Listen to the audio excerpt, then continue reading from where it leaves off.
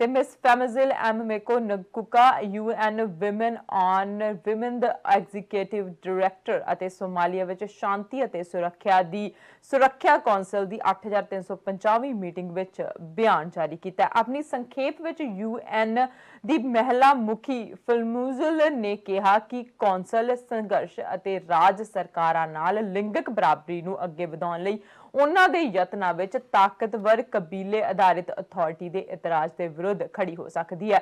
ਮਲਬੋਲਾ ਨੇ ਕਿਹਾ ਕਿ ਸੋਮਾਲੀਆ ਦੀਆਂ ਔਰਤਾਂ ਤੇ ਹੋਰ ਘੱਟ ਗਿਣਤੀ ਦੀਆਂ ਆਵਾਜ਼ਾਂ ਸੁਣੀਆਂ ਜਾਣੀਆਂ ਚਾਹੀਦੀਆਂ ਤੇ ਉਹ ਅਜਿਹੇ ਮਿੱਜਾਂ ਤੇ ਹੋਣੀਆਂ ਚਾਹੀਦੀਆਂ ਜਿੱਥੇ ਫੈਸਲੇ ਲਏ ਜਾ ਸਕਦੇ ਨੇ, ਕਿਉਂਕਿ ਸੋਮਾਲੀਆ ਅਜੇ ਵੀ ਅਜਿਹਾ ਦੇਸ਼ ਹੈ ਜਿਸ ਵਿੱਚ ਔਰਤਾਂ ਤੇ ਕੁੜੀਆਂ ਲਈ ਹਾਲਾਤ ਬੁਰੇ ਹਨ। SRSG Michael Keating, Ambassador Madeira, Excellencies, let me start by thanking you, Madam President, for this opportunity to brief the Council on my recent visit to Somalia. I believe, like the previous speakers already indicated, that Somalia has once-in-a-generation opportunity for both peace and gender equality. Many of the Somalis I spoke to are risking their lives to seize this opportunity. One of the most important developments in Somalia is the representation of women in public office, which is increasing and has been helped by special measures. Women's representation jumped from 14 to almost 25% in the last parliamentary elections, bringing important voices to the Somali politics, bringing to the center the fight to end child marriage, to end FGM, and to change the laws that discriminate against women. The participation of women in Somalia would even be better and faster boosted if it was not left to the elders of the clan who tend to entrench the inequalities that the laws are fighting against.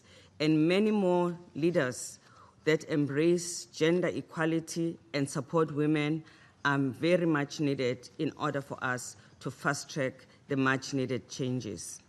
In Bodoya, the interim capital of Southwest State, where the governor has been a stellar supporter of women, I spoke to 31 female legislators in that state assembly, which has the highest number of women in the legislature in Somalia. I saw the need for support that the women called for. I was able to hear their pain and their desire to change the future of their children and their communities. These women and the people of Somalia desperately need the continued support of the international community so that their courageous efforts will not be in vain. I also saw the important developments as evidenced by the constitutional review and the preparations for the 2020-2021 elections, starting with a legally binding 30% quota for women. The government of Somaliland agreed to this on reserving 20% of the seats for women in upcoming parliamentary elections and local council elections. It is my strong belief that this Security Council must and can stand with the federal state and government in their efforts at advancing gender equality, often against the objection of the more powerful clan-based authority. The voices of women of Somalia and other minorities must be heard. They must be in the tables where decisions are being taken, because Somalia still remain one of the countries with some of the worst conditions for women and girls. Earlier this year, Somaliland followed Puntland in adopting a law criminalizing rape, forced marriage, trafficking for sexual slavery, and sexual harassment. Even advocates were taken by surprise when the bill got 35 to 50 votes in the House of Elders. The federal government finally agreed on a sexual offences bill which only needs parliamentary approval. After a 10-year-old girl bled to death, the government announced the first ever prosecution of female genital mutilation, and there's a draft bill to criminalize this practice. These are encouraging developments. In the last few years also, we have seen advances, including the first forensic laboratory with capacity to test DNA in rape cases, the Chief of the Somali National Army issuing a command order affirming zero tolerance for sexual violence, and a traditional dispute resolution policy to encourage families to take sexual violence complaints to courts rather than the clan-based informal mechanism. And a woman has been appointed as a chairperson of the Independent National Electoral Commission.